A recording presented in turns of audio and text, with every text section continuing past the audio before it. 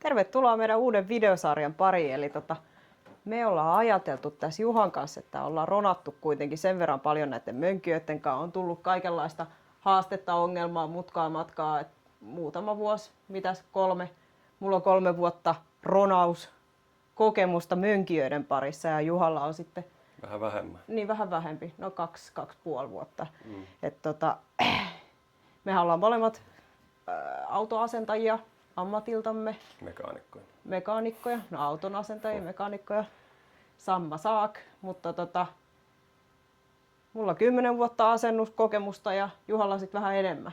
Joku varmaan 15, mutta siinä on mekaanikon ja autopeltisepän duunia takana. Joo, jonkun verran noi työkalut pysyy käsissä molemmilla. Ja tämän videosarjan ideahan on aina video kerrallaan tuoda yksi vinkki teille. Tänään meillä on Juha täällä päätähtenä. Mikäs meillä on päivän agenda? Hyökätään tuon CF-moton kimppuun ja katsotaan miten me saadaan sitä kytkin irti takalautasineen ilman erikoistyökaluja. Joo. Kerätään tästä työkalut valmiiksi ja katsotaan mitä työkaluja siihen tarvii ja ruvetaan touhumaan. Mitäs variaattorikopan avaamiseen? 8 millinen hylsy. Ja jatko. Tämmönen on hyvä, mutta ei sitä välttämättä tarvitse mennä ihan perusrääkälläkin. Ja sit se ottaa koneen käteen. No joo, näihin päällimmäisiin pääsee kivasti tällä.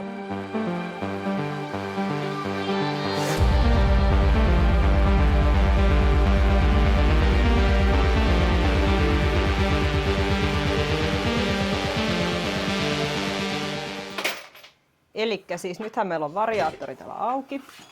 Ja ajatuksena on ottaa tää ykkösvariaattori kokonaisuudessaan irti. Eli tuon takalautasen irrotukseen löytyy erikoistyökalu. Onkohan meillä täällä tallissa semmoista vastaavaa? Meillähän on ilmeisesti se Tanami-pultti täällä CVT:kin irrottamiseen. Tuon näköinen pitkä pultti, millä se kammetaan sieltä pois.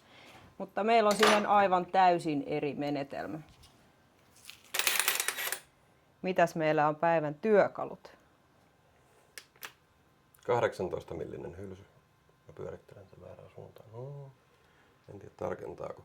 Mut joo, sit kannattaa muistaa, että tässä on vasenkätinen kierre. Tässä pultissa ja myös mutterissa. Joo.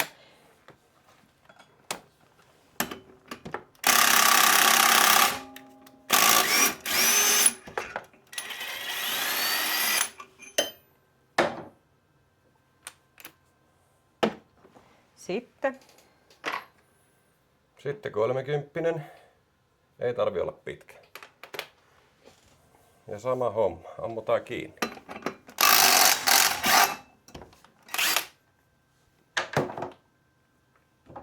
Semmonen lisätieto vielä, jos joku tarvii, niin tuo kakkosen pultti, tai anteeksi, mutteri on 36. Yes. Otetaan remmi pois, siihen tarvii M6 × 60 pultin. Ja toisessa näistä on kierre. Joskus on vetänyt näitä koneella, mutta nämä menee ihan joitarille nämä pultit. Niin kannattaa käsityökalulla vetää tuo pultti kiinni.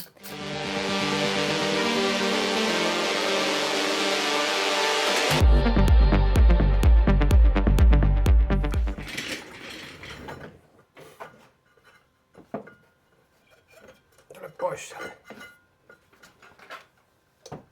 No. Ja remmillähän on myös asennussuunta. Jees. Tää nyt on syönyt kakkaa jonkun verran. Niin Joo, mutta sieltä löytyy nuolet. Tuolla nuoli. Joo.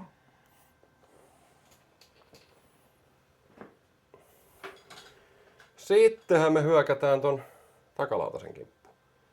Ja erikoistyökaluna me käytetään tätä alkuperäistä pulttia. Eli mönkiä täytyy ensin tunkata kallelleen.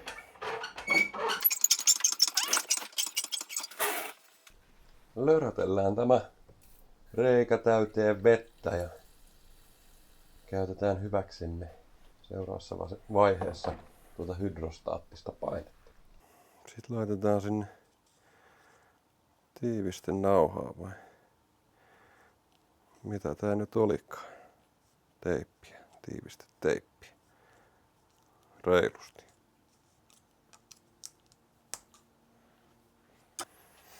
Sitten tykitellään kiinni.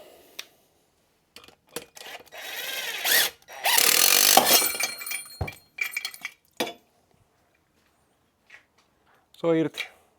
Helppoa kuin heinänteko. Jotkut laittaa tänne vaseliiniin, mutta sitä pärskyy sit ihan joka paikkaan ja tulee hirveä sotku. Tää on vähän järkevämpi.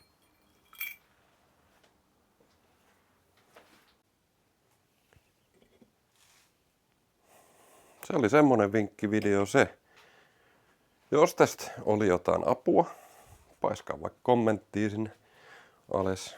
Ja jos sulla on jotain, mikä askarruttaa, mistä haluat, että tehtäisiin vinkkivideo, kommentoi alle.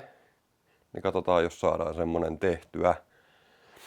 Oli se sitten Kanami CF-motoa, mistä pystytään kivasti tekemään. Meillä on nyt jonkun verran materiaalia tuossa valmiina, että julkaistaan nyt tähän kanavalle säännöllisen epäsäännöllisesti. Ja toivottavasti tämä oli hyvä. Seuraavaan kertaan.